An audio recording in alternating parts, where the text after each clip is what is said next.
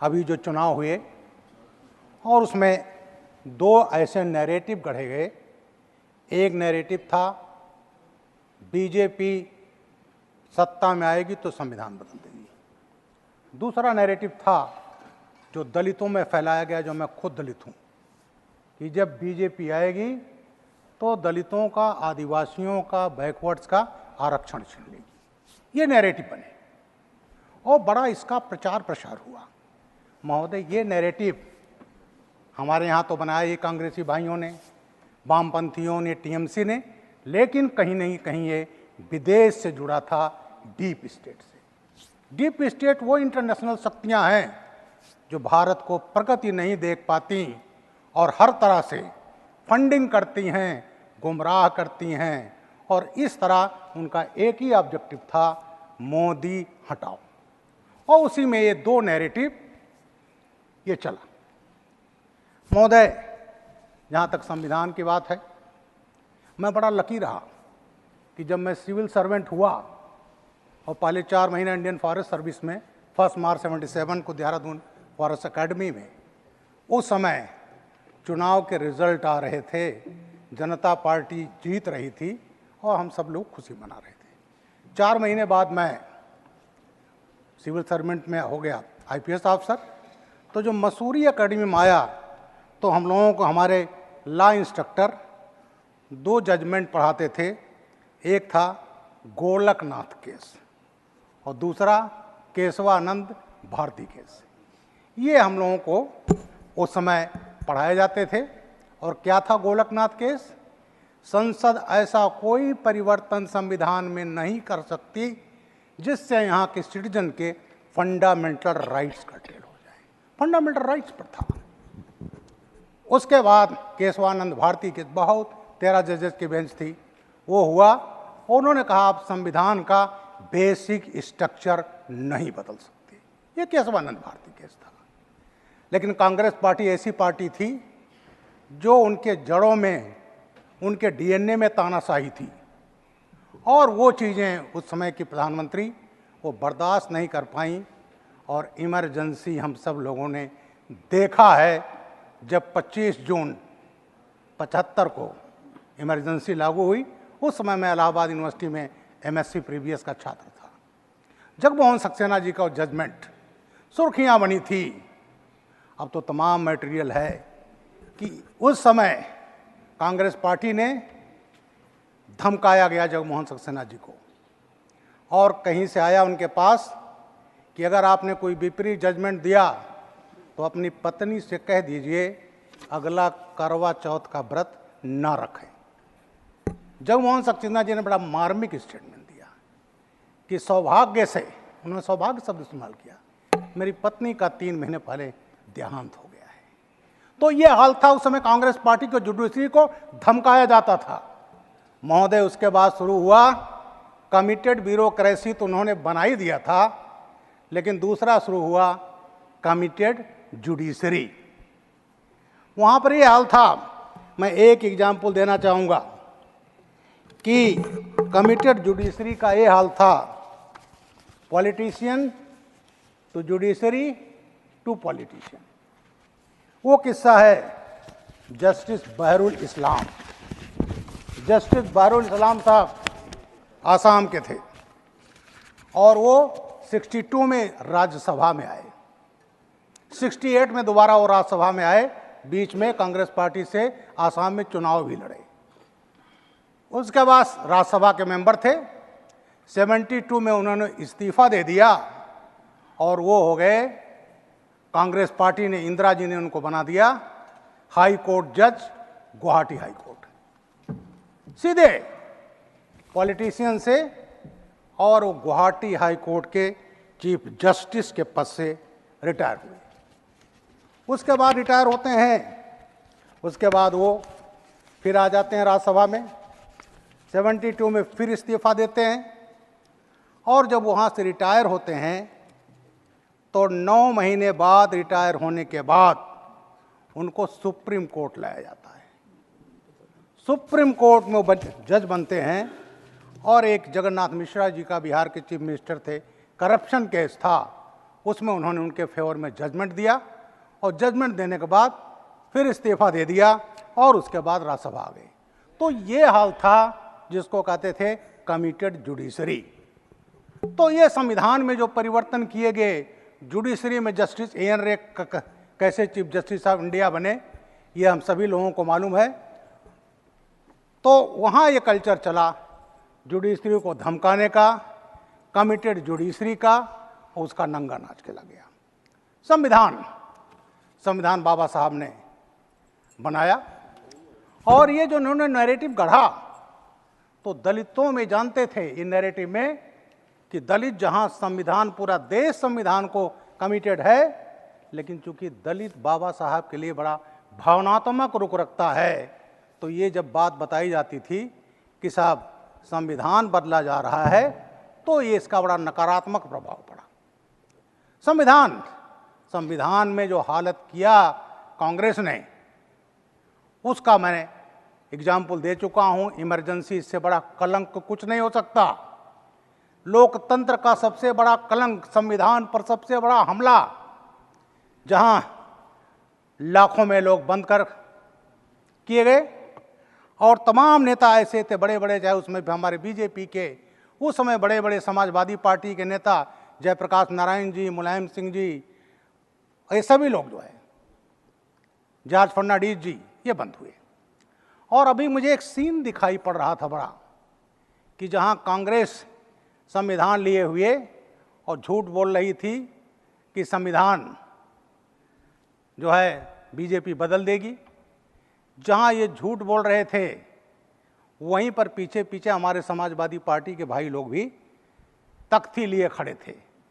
अरे इनको तो जो इमरजेंसी का दिन था 25 जून, उसको तो जो समाजवादी, बड़े बड़े समाजवादी ने यातनाएं झेला, इनको तो उनके सम्मान में, उनके उसमें इसको कंडेम करना चाहिए था, उनका सम्मान करना चाहिए था, लेकिन ये लोग भी उनके साथ खड़े थे। महोदय, दूसरी बात आती है, जो कहा गया, जो दलितों को भ्रमित करने का, वो था कि आरक्षण छीना जा रहा है।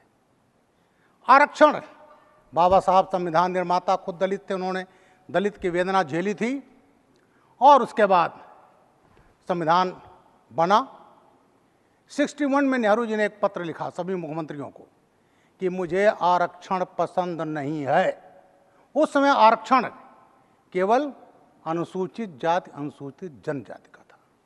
इसी सभा में प्रधानमंत्री जी ने ये चीज कहा था और उसके बाद उन लोगों ने, भाई लोगों ने क्या किया कि उनका जवाहरलाल नेहरू जी को तो हटा दिया, कि जवाहरलाल नेहरू जी ने कहा था मोदी जी को आरक्षण पसंद नहीं है, वो पार्ट उसको मीडिया पर काट करके खूब चलाया गया और दलितों में कि देखिए मोदी जी कह रहे हैं हमको आरक्षण पसंद नहीं है।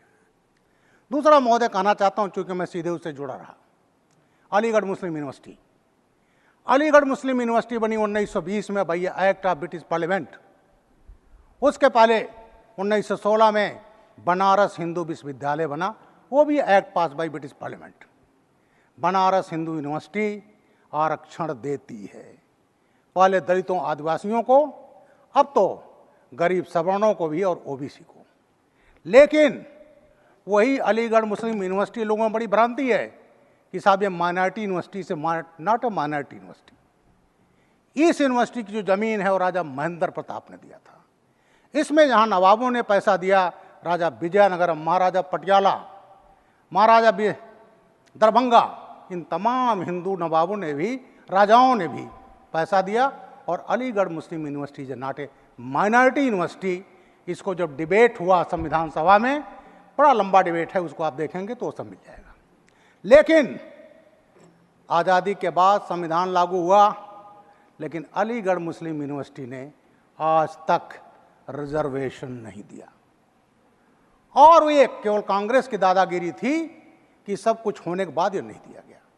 67 में एक बड़ा फेमस केस है मोहम्मद बासा वर्सेस यूनियन ऑफ इंडिया। उसमें 7 जजेस की सुप्रीम कोर्ट बेंच ने कहा था कि आप जाति के नाम पर, धर्म के नाम पर, प्लेस ऑफ बर्थ के नाम पर आप डिस्क्रिमिनेशन नहीं कर सकते, आपको देना पड़ेगा। लेकिन 67 के मोहम्मद बासा versus union of India supreme court के बेंच के बावजूद भी रिजर्वेशन नहीं दिया गया, कांग्रेस की दादागिरी। उसके बाद इमरजेंसी लगी। इमरजेंसी के बाद 80 में कांग्रेस फिर पावर में आती है और अपनी तुष्टीकरण की नीति के साथ इन्होंने कहा कि हम अलीगढ़ मुस्लिम यूनिवर्सिटी को माइनॉरिटी का दर्जा देंगे। 81 में इन्होंने अलीगढ़ मुस्लिम यूनिवर्सिटी एक्ट को बदल दिया और ये कहा है तो मुस्लिम्स के लिए है, उनके शिक्षा के लिए है, उनके उत्थान के लिए है। इस तरह से एक तरफ जहां भारतीय जनता पार्टी आरक्षण को सुनिश्चित करती है, ओबीसी कमीशन को संवैधानिक दर्जा देती है, वहीं पर एक पार्टी कानून बना करके दलितों का, ओबीसी का, सबका आरक्षण छीनती है, जो कांग्रेस ने किया 91 में अलीगढ़ मुस्लिम यूनिवर्सिटी एक्ट में परिवर्तन करके। वो मामला इलाहाबाद हाई कोर्ट में गया। 2005 में जस्टिस अरुण टंडन ने जजमेंट दिया कि ये जो किया गया है ये सुप्रीम कोर्ट के जजमेंट का उल्लंघन है और आपको रिजर्वेशन देना पड़ेगा। फिर चले गए डिवीजन बेंच में। 2006 में जस्टिस ए.एन. रे और जस्टिस अशोक भूषण जी ने जजमेंट दिया कि ये जजमेंट अच्छा है, लेकिन जस्टिस अरुण टंडन को, जो कांग्रेस ने कन्फ्यूजन क्रिएट किया 81 में, परिवर्तन करके उसको क्वाइस कर देना चाहिए। Now it is hereby quest. ये क्वेस हो गया और आज वो सुप्रीम कोर्ट में है। सुप्रीम कोर्ट में सुनवाई पूरी हो गई है, जजमेंट रिजर्व है और कौन उनके लिए कर रहे हैं प्रयास? कौन वकील खड़े होते हैं दलितों को ओबीसी को आरक्षण ना मिले अलीगढ़ में? वो हैं कांग्रेस के लोग जुड़े हुए। ये नहीं चाहते तो एक तरफ ये बात करते हैं कि हम दलितों के हितैषी हैं, बैकवर्ड के हितैषी हैं, और एक तरफ कानून बनाकर ये आरक्षण छीनते हैं। महोदय, दलितों को बहुत भ्रमित किया गया।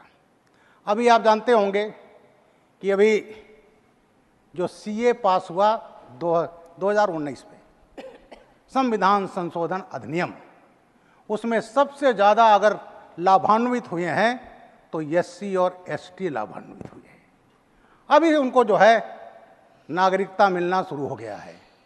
इसमें सबसे ज़्यादा वो थे नमोशूद्र और मतुआ, जो बांग्लादेश से भगाए गए थे। जोगेंद्रनाथ मंडल जी के कारण जो रुक गए थे, दलित नेता जो पाकिस्तान के फर्स्ट लॉ मिनिस्टर बने, लेबर मिनिस्टर बने, और उन्होंने जो आज एक राजनीति चलती है भीम मीम की, और कहा जाता है अगर दलित मुस्लिम मिल जाएं तो इस देश पर राज करेंगे, बैकवर्ड मिल जाएं तो राज करेंगे। अरे हम तो सबका साथ, सबका विकास, सबका प्रयास, उसकी बात करते हैं। हमारे लिए हिंदू, मुसलमान, सिख, ईसाई, हम सब भारतीय हैं।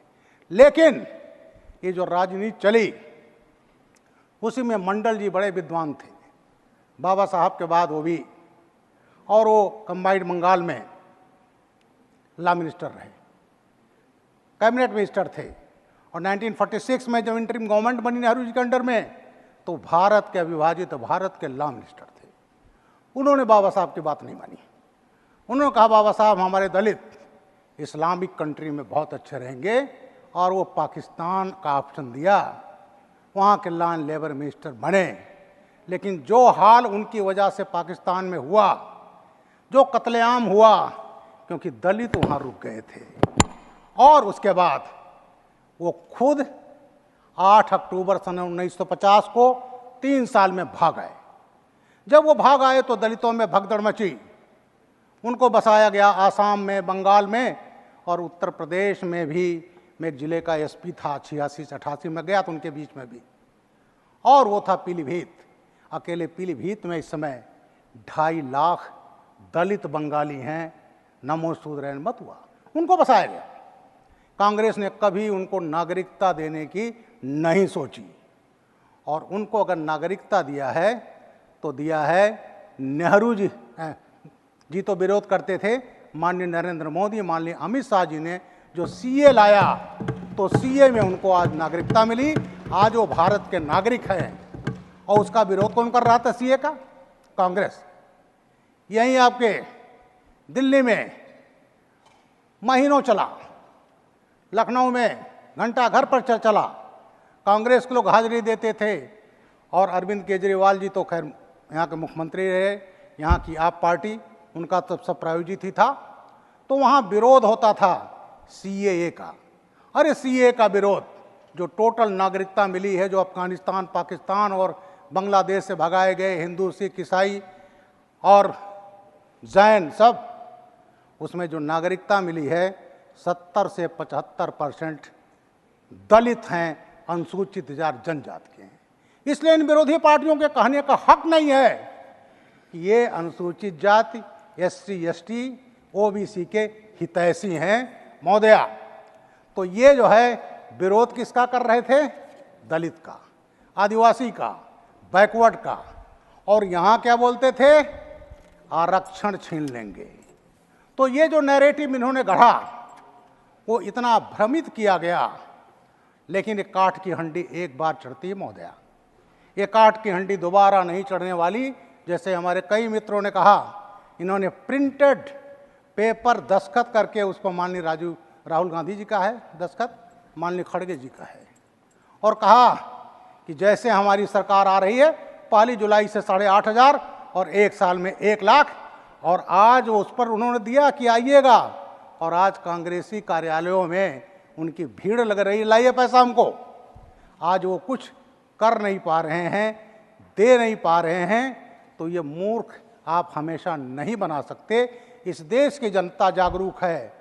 अगर इमरजेंसी को तार तार कर दिया, हमारी लोकतंत्र वो जड़ से जुड़ी है, वो कायम है, आप कुछ नहीं कर पाए।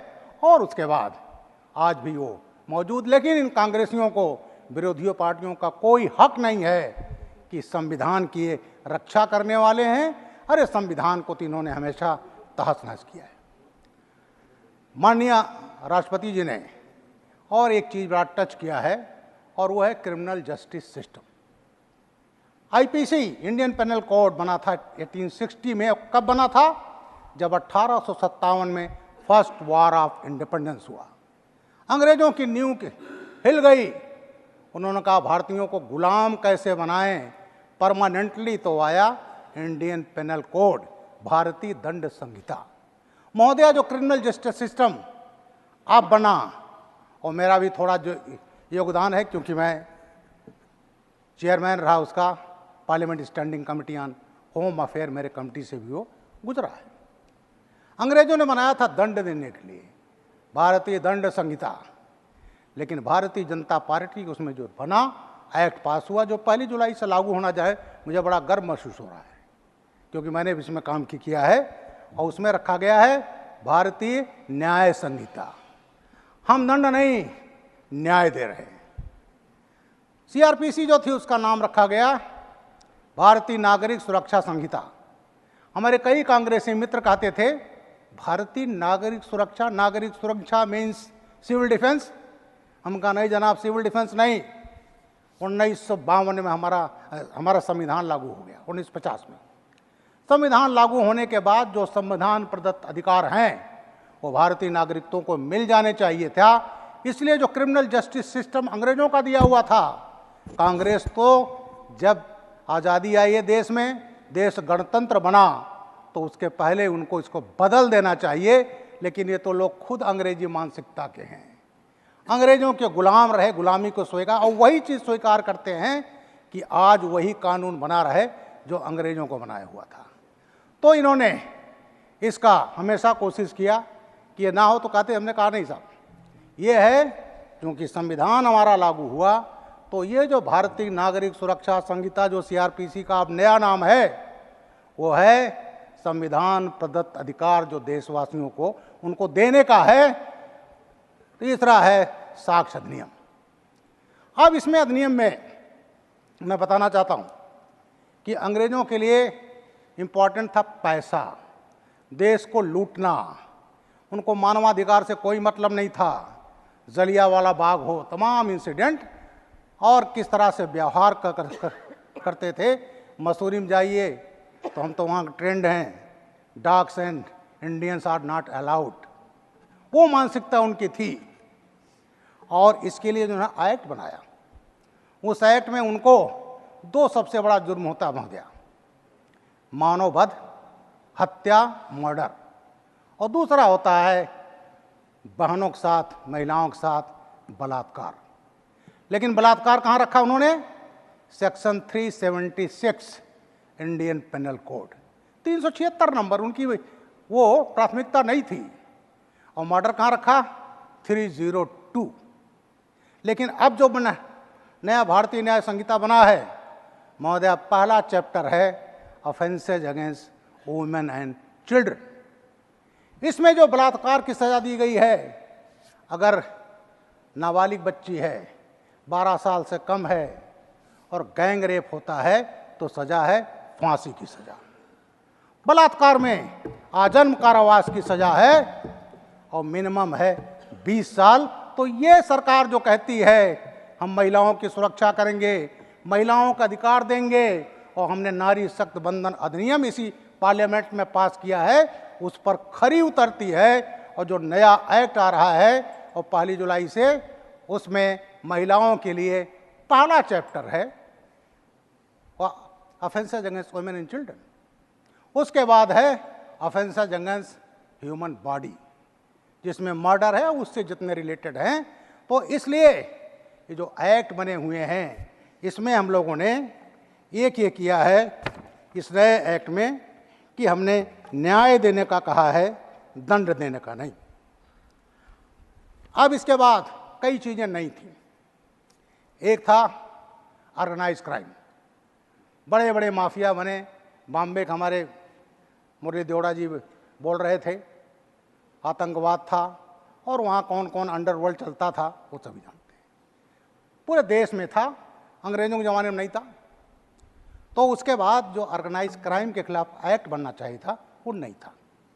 उत्तर प्रदेश का मैं रहने वाला हूँ, पुलिस अधिकारी रहा हूँ, डीजीपी रहा हूँ, और उत्तर प्रदेश में गैंगस्टर पर कार्रवाई हुई, हजारों करोड़ की संपत्तियां जब्त की गई, क्योंकि हमारे पास उत्तर प्रदेश में उत्तर प्रदेश गैंगस्टर एक्ट था। महाराष्ट्र में मकोका था। लेकिन अब की बार ये जो ऑर्गेनाइज क्राइम है वो नए अधिनियम में जोड़ा गया है, जिससे पूरे देश में ये जो ऑर्गेनाइज क्राइम है उसको उसी तरह से जड़ से ख़त्म कर दिया जाए जिस तरह से उत्तर प्रदेश में हुआ है। और आज उत्तर प्रदेश का जो माफियाओं पर कार्रवाई है वो केवल हमारे देश में नहीं, हमारे प्रदेशों में होती है। और विदेश में एक एमपी थे ऑस्ट्रेलिया के, उन्होंने कहा भाई उत्तर प्रदेश के मुख्यमंत्री कुछ दिन हमारे यहाँ जाना चाहिए था। तो ये जो है दूसरा टेररिज्म, मुरली देवड़ा जी का बता रहे थे, बॉम्बे में रोज विस्फोट होते थे। उन्होंने 26/11 का जी किया, जावरी मार्केट का किया, इंडिया गेट का, गेटवे ऑफ इंडिया किया, तमाम रोज बम ब्लास्ट होते थे। और ये हालत था, जब बम ब्लास्ट होते थे तो उसको नैरेटिव बदला जाता था कि नहीं साहब ये तो भगवा आतंकवाद है। एक हमारे मेंबर है राज्यसभा में, अभी दिखाई नहीं पड़ रहे हैं, लेकिन उनको जरूर मालूम है कि जब 26/11 हुआ तो कहा गया ये तो पाकिस्तानियों का हाथ नहीं है, ये तो आरएसएस का हाथ है। और इंडियन मुजाहिदीन जो नाम है ये है बजरंग दल का कोड नेम है। और वहां पर एक किताब लिखाई गई 26/11 आरएसएस की साजिश। इसके अलावा एक वहां रिटायर्ड आईजी जनाब थे, उन्होंने भी लिखा। और वो राज्यसभा सांसद कांग्रेस के हैं, एक प्रदेश के मुख्यमंत्री रह चुके हैं। उन्होंने बंबई जा करके उसका अनावरण किया, दिल्ली में विमोचन किया दिल्ली में, वहां किया कि ये आतंकवाद तो भगवा आतंकवाद है। इसी तरह से गोधरा कांड का तो लालू यादव जी ने परिदृश्य ही बदल दिया। 2005 में वहाँ चुनाव होने वाला था, 2004 में रेल मंत्री बने, रेलवे मिनिस्ट्री को अधिकार नहीं होता कोई जुडिशियल कमीशन बनाए, केवल राज्य सरकार या सेंटर बनाती है। जस्टिस बनर्जी केस बनाया और उन्होंने कहा, बनर्जी जी ने इसी रेल भवन में किस कमरे में लिखा जाता था, टाइपिस्ट कौन है, मैं भी 5 साल रहा हूँ, 7 साल रेलवे में डिप्यूटेशन पर चीफ सिक्योरिटी कमिश्नर रहा हूँ, और वहाँ पर वो दस्तखत करते थे बनर्जी साहब। और कहा गया, please conclude, please I am concluding madam. और कहा गया ये तो आतंकवाद था ही नहीं, ये तो कोई बाहर से अटैक हुआ ही नहीं, ये एक्सीडेंट था। और उन्होंने एक वो बुलाया प्रेस कॉन्फ्रेंस, बाबा लोग थे, चले आ रहे थे अयोध्या दर्शन के बाद, चिलम पी रहे थे और आग लग गई। ये हुआ परिदृश्य बदल दिया। अहमदाबाद हाई कोर्ट का सलाम करता हूं, इन्होंने जो रिपोर्ट बनाए लोकसभा राज्यसभा में पेश नहीं कर पाए और उसको अहमदाबाद हाई कोर्ट ने ख़त्म कर दिया। उसमें 11 लोगों को फांसी और 21 को आजम कारावास हुआ। तो आज जो पूरे देश में कहीं आतंकवाद नहीं है, आज जीरो टॉलरेंस की नीति है, हमारी नीति है, इच्छा शक्ति है। और जब ये शांति व्यवस्था नहीं रहती तो डेवलपमेंट नहीं होता, क्योंकि आज पूरे देश में शांति व्यवस्था है। इसलिए भारत आज 5वीं अर्थव्यवस्था बन चुका है, तीसरी हम 2 साल में बनने जा रहे हैं और 47 में मोदी जी का जो विकसित भारत है हम बनेंगे और 100% बनेंगे, जिसका एक मूल आधार होता है कानून व्यवस्था, शांति व्यवस्था, आतंकवाद, अपराध के पर जीरो टॉलरेंस। इसके लिए मैं इस शब्दों के साथ माननीय राष्ट्रपति जी को उनके भाषण पर मैं बहुत बहुत उनको धन्यवाद देता हूँ। जय हिंद, जय भारत।